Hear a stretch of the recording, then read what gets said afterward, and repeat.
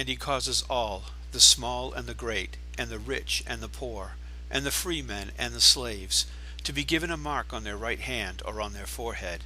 And he provides that no one will be able to buy or to sell except the one who has the mark, either the name of the beast or the number of his name. Hey everybody, welcome back to my channel. I have a website called tribulationharvest.net. I'll leave the link to that website in the description below.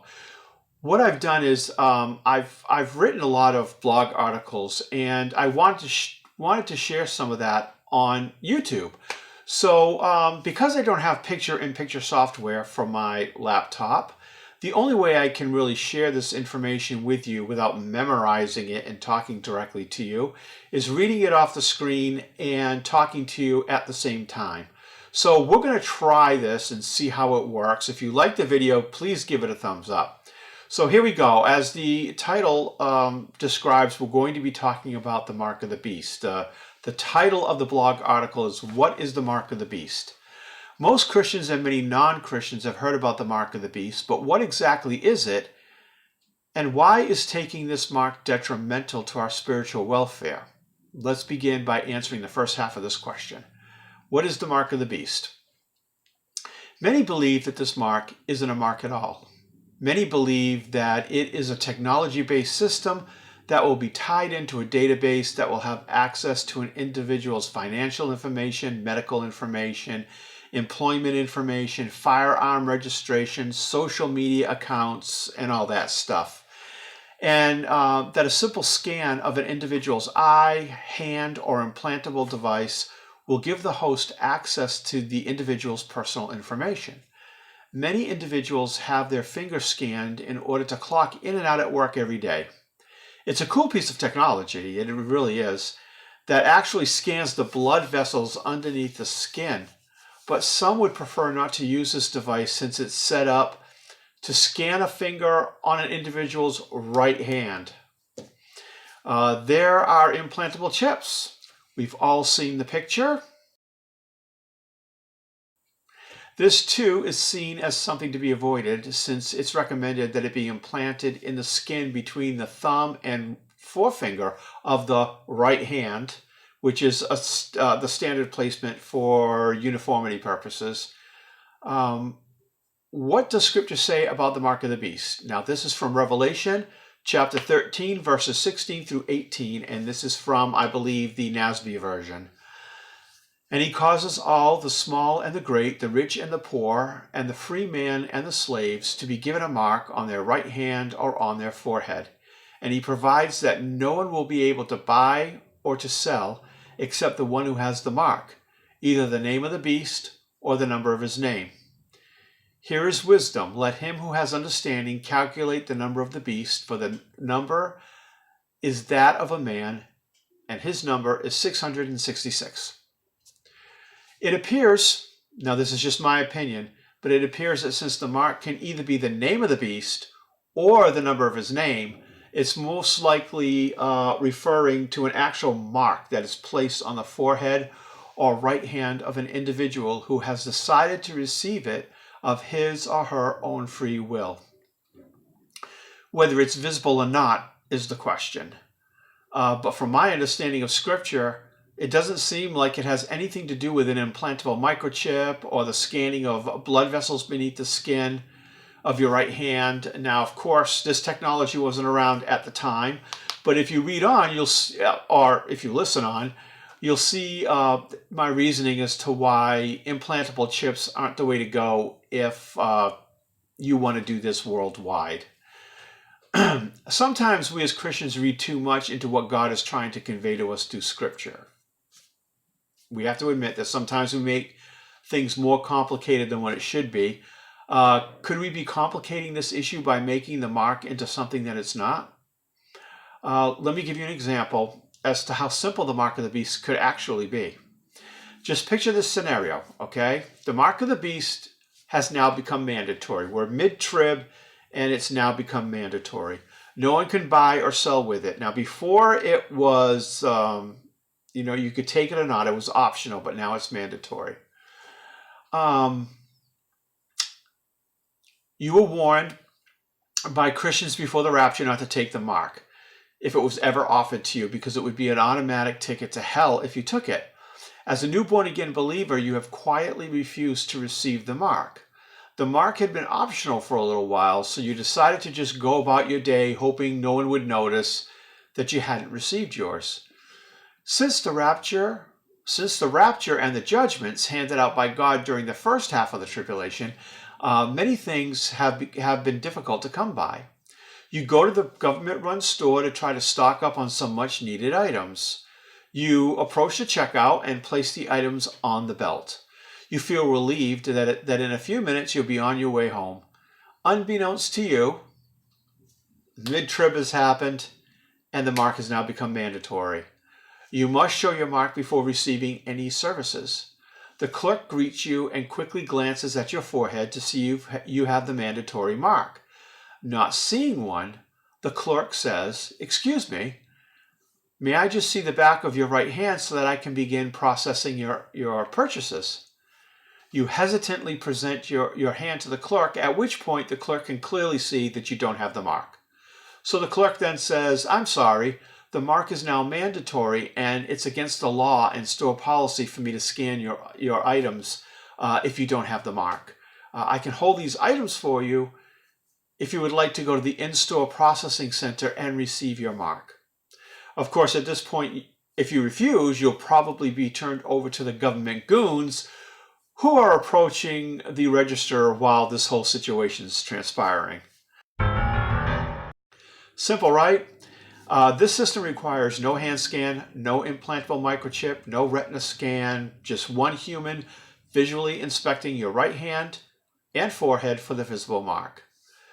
Understand, for the worldwide system to work as flawlessly as possible, it has to be as simple as possible. This human visual inspection works whether the individual is making their purchase utilizing cash, credit, checks, bitcoins, precious metals, SDRs, or whatever the physical or electronic currency the world will be using during the time of the tribulation. Because remember, there'll be a one world economic system. Visual human inspection works here in the States and in every other country in the world. It bridges all nationalities and all languages. It has nothing to do with anybody's socio-economic background. You can come from the richest country or the poorest country. Visual inspection works worldwide. One world government security forces will also be able to check you for your loyalty mark on the streets at a moment's notice just by looking at your forehead or at your hand. Now, this marking system could also work with an invisible ink tattoo that is only visible under ultraviolet light. Okay, for those people who don't think that anybody's going to want a visible sign, well, here's an invisible option, right? People get invisible tattoos all the time. The only piece of equipment that would be needed at the point of sale or for security forces on the street would be an ultraviolet light. They're plentiful, inexpensive, portable, they run by battery. Just install them at each register and you're good to go. One World security forces could also use portable ultraviolet lights to illuminate your mark as well.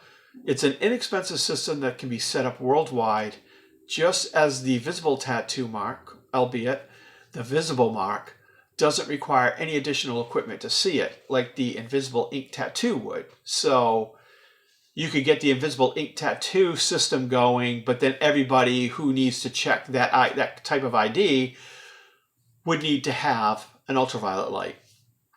So you're making it a little bit difficult. Now you're adding technology when technology isn't really needed.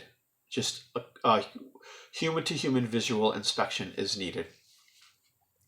So when it comes to new technology, born-again believers need to remain level-headed and not allow things to freak us out. It just makes us look bad.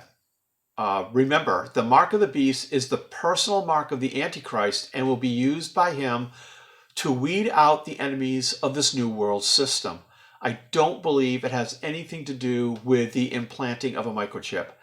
It is a mark that has yet to be revealed and won't be revealed until the Antichrist is in control. We need to use wisdom. We must be careful not to perpetuate the idea that technology involving the right hand is innately evil. That would be false. We do, however, need to be aware that although this new technology isn't the actual mark of the beast, it does add to the desensitizing of the public concerning the insertion into the body of the latest technology. It also encourages them to accept inclusion in the herd mentality. So what's so bad about receiving the mark of the beast? Well, in order to save some time, you can go to because I won't put everything on this video, it'll make it too long. You can go to my website, tribulationharvest.net. There's a tab up at the top, and one of them that says Mark of the Beast. You can click on that and get a lot more information. But just to briefly explain, those who receive the Mark of the Beast will suffer the wrath of God during the tribulation, while born-again believers, although they do suffer during things like worldwide earthquakes, they won't experience many of the judgments that God will mete out to those who have the Mark of the Beast. So if you click on that tab that says Mark of the Beast, you'll see scripture where it shows that a lot of the judgments of God, those who are recipients of that judgment specifically have the Mark of the Beast. Receiving the mark also automatically puts you on the losing side. So if you're on the fence as to whether or not you want to become a disciple of Christ, whether you want to receive that free gift of salvation from Jesus, do not take the mark of the beast, because the moment you take that mark, your decision has now been made. It's over and done, and that's it.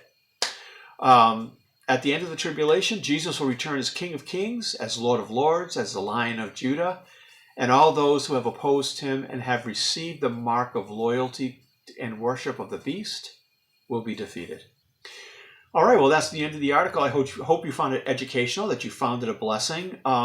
If you like videos like this and want to see more, please give this a thumbs up. Leave me a comment in the comment section below. There are two rules for the comment section below. Please, no name calling, no fighting, no cursing, no foul language, none of that stuff. If I see an argument brewing, I'll give a warning. If it continues, I'll just delete the comments. And if you keep coming back and trying to leave the same comment over and over, you'll just be blocked. That's just the way it goes. If you want to exercise your free speech, go to any of my other videos. Please don't do something like that here on my Christian playlist, because it won't be tolerated. The second rule is, please don't leave a comment that's a page and a half long and takes us everywhere in the Bible with disjointed and cherry-picked scripture and like 25 scripture references, because that doesn't help anybody. It only helps you express your feelings, but it doesn't help anybody on the receiving end of that comment, because it's just a gobbledygook mash of scripture and actually like leads nowhere. So please don't leave that kind of comment there, because those types of comments, and I'm going to use wisdom, but those types of comments, if I feel it's leading nowhere, will just be deleted. So thank you for joining me. I hope you like this video. Please give it a thumbs up, like I said before, and please consider subscribing to my channel. And if you do, please click the notification bell and click all notifications so that every time I post a video like this, you'll be notified. Thanks a lot. God bless. Bye.